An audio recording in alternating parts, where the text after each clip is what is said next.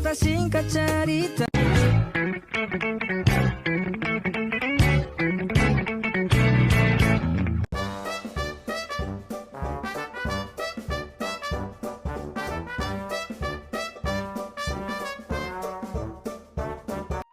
Halo teman-teman semuanya. Hari ini kita akan membahas satu tema yang menarik dan juga cukup sering kita dengar di era globalisasi ini, yaitu tentang perkawinan campuran dalam perspektif hukum perdata internasional. Mungkin di antara kita ada yang pernah dengar istilah perkawinan campuran atau bahkan melihat langsung teman atau saudara yang menikah dengan warga negara asing. Nah, di balik kisah romantis itu ternyata ada banyak aspek hukum yang perlu kita pahami bersama.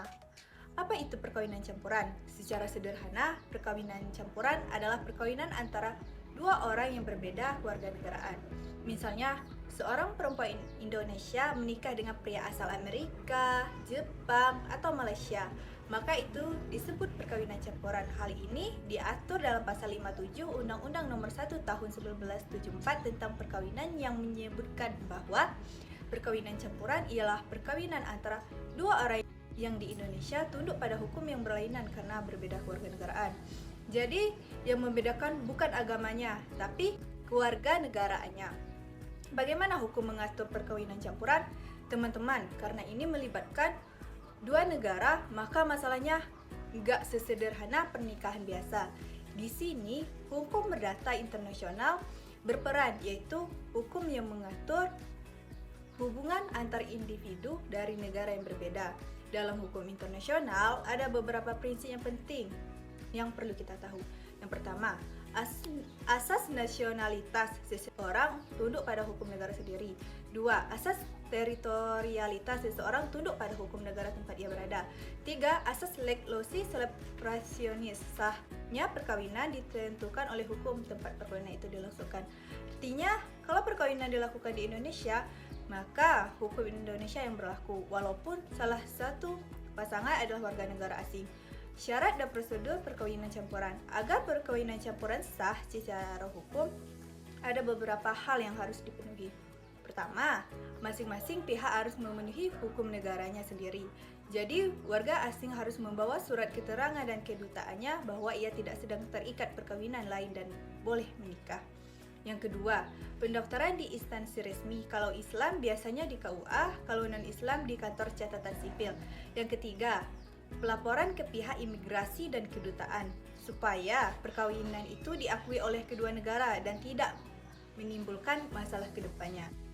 Dampak hukum dari perkawinan campuran. Nah, bagian ini penting banget buat diperhatikan. Yang pertama, status kewarganegaraan setelah menikah. WNI yang menikah dengan WNA tidak otomatis kehilangan kewarganegaraannya.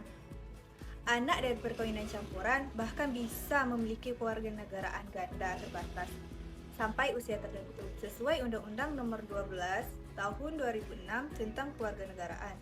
Yang kedua, masalah harta bersama. Kalau tidak ada perjanjian perkawinan, perjanjian pisah harta, semua harta dianggap harta bersama.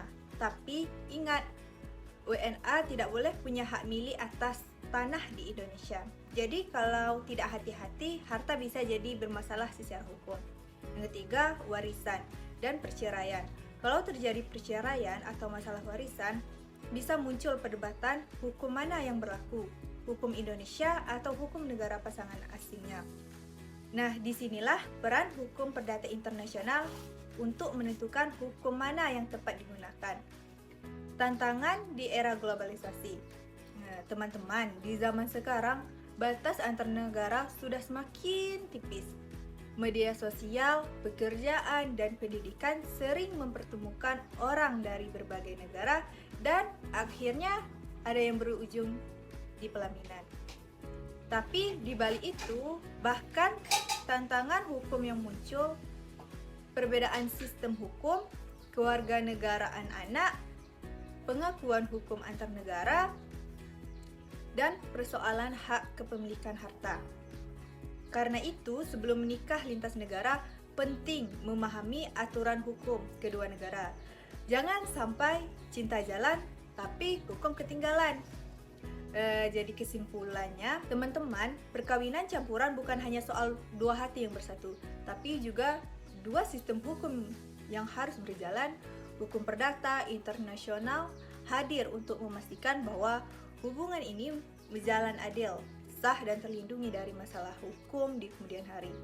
Cinta memang tidak mengenal batas, tapi hukum tetap harus menjadi pengarah agar kehidupan tetap tertib dan harmonis.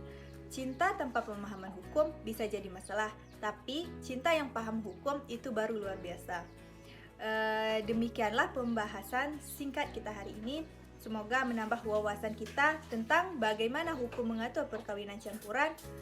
Mari kita jadikan ilmu ini bukan hanya untuk tahu, tapi juga untuk bijak dalam menghadapi realita di dunia yang semakin terbuka ini. Sekian, terima kasih.